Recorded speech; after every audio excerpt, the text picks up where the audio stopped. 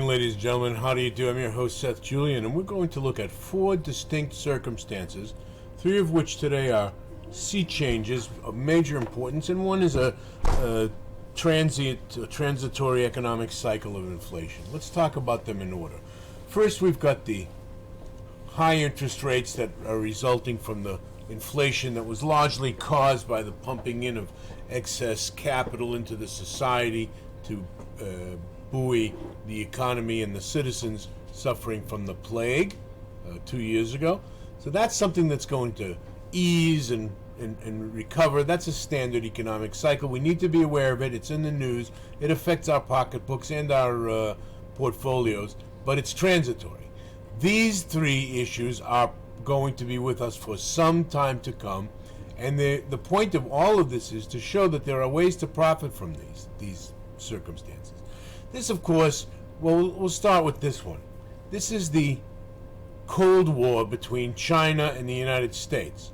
One might say that it is exiting the foothills to become a full-blown Cold War. I'm not sure about that since the metaphor is vague to begin with, but it's definitely heating up, this Cold War. Sanctions being placed on the Chinese economy by the U.S.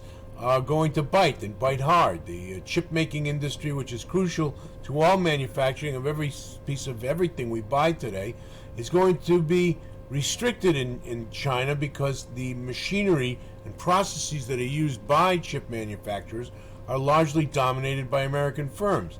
And as they're being curtailed, or the use of them is being curtailed in China, so too is the production of processors, and among many other things. So this is heating up, but there are ways to profit from this as well. We can short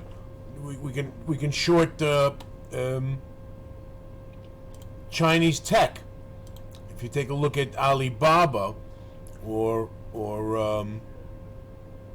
Baidu, for example, if we look at technology, we can see in the Chinese case that there are plenty of stocks that Baidu, for example, on a weekly basis, has, if it ever comes up here we go, this is Baidu on a weekly basis. It's not looking pretty.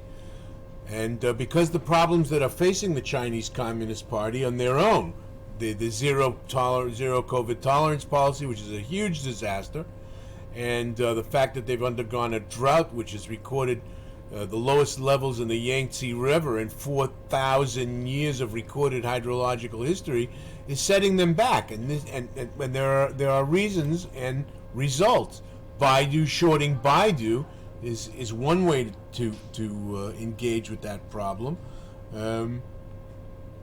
Also, you could short Apple as well, because the Chinese are targeting U.S. corporations in their selective house arrest of entire cities, particularly cities that involve assembling Apple phones, for example, which is going on right now. So there are ways to benefit or exploit these situations.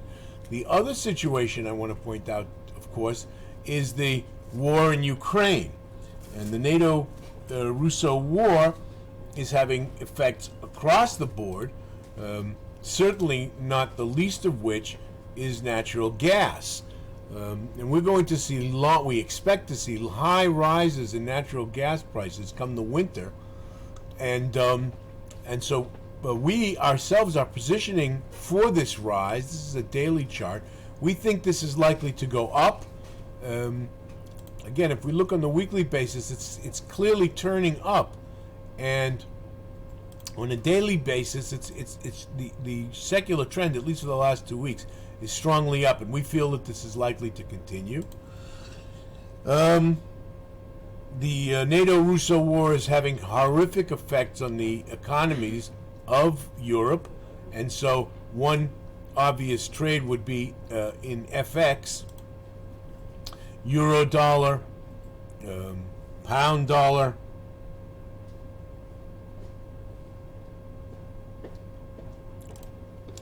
If we take a look at the euro currencies, I think this is not the best. Let me go to this selection, which is, I believe, more suited to what we're trying to talk about. Here's the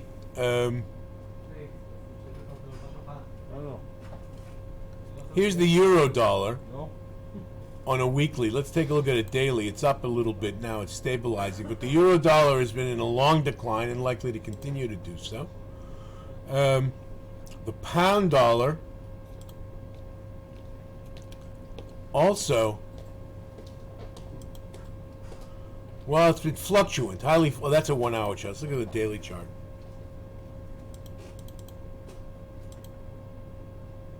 Sorry about this.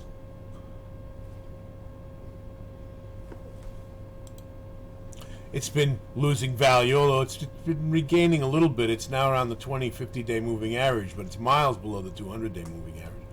So the pound dollar is going to, we expect, continue to weaken, as well as this family of assets, which is benefiting extraordinarily from the NATO-Russo war. This is Raytheon, this is Lockheed Martin, this is Thales. These are the people who make the replacement items that are being drained from active armories to supply the Ukrainian war effort. That material is going to have to be replaced by more modern, up-to-date weaponry, and these are the people who are going to supply it. So that is surely one way to benefit. And finally, the last thing that of major long-term significance, a sea change that is happening, is the planet is boiling to death. It's roasting to death. We're starting to get the real, or I shouldn't say the real, another dose of the straight dope from Sharm el-Sheikh in Egypt, in the Sinai Peninsula, where the COP27 is meeting, and allegedly going to it's an action meeting. It's not a theoretical or discussive meeting, and they're supposed to take action based on the Paris Accord. They never do. They'll commit to all sorts of nice things, but they don't do anything. And so this problem is definitely getting worse.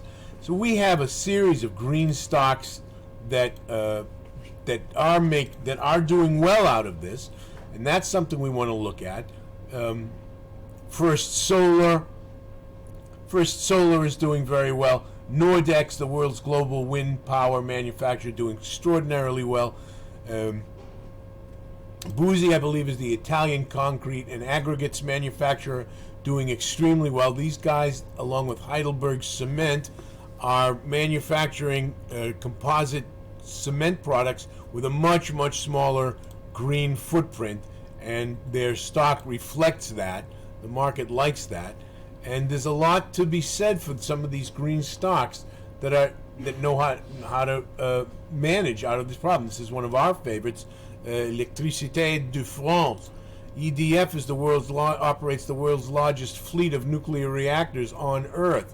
So we feel that these guys have a huge potential in the marketplace, and we are long EDF.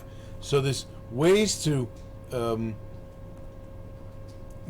profit. I also want to point out, finally, on the subject of the green energy, leave us not forget our friends in the hydrocarbon world. If you think hydrocarbons are done for, think again. They are going to be with us for some time to come, and there's a great deal of profit still to be taken. This is BP London. Okay, Great British Petroleum. This is Eni, the Italian energy giant. Total. You get the idea. With ExxonMobil, okay? These guys are not likely to Marathon Oil. They are going to continue to do very well out of the world until it does finish using hydrocarbons, which won't be for at least another 30 years. So particularly the low-cost suppliers of hydrocarbons, like the Middle Eastern nations, are likely to do very well for the foreseeable future. So, ladies and gentlemen, that's going to wrap up our longish presentation for today. These are changes that are taking place in the world. You should be aware of them. You shouldn't be worried about them. There are ways to exploit them for our benefit. So I'm your host, Seth Julian, ladies and gentlemen, wishing you all the ability to trade with confidence. Bye-bye for now.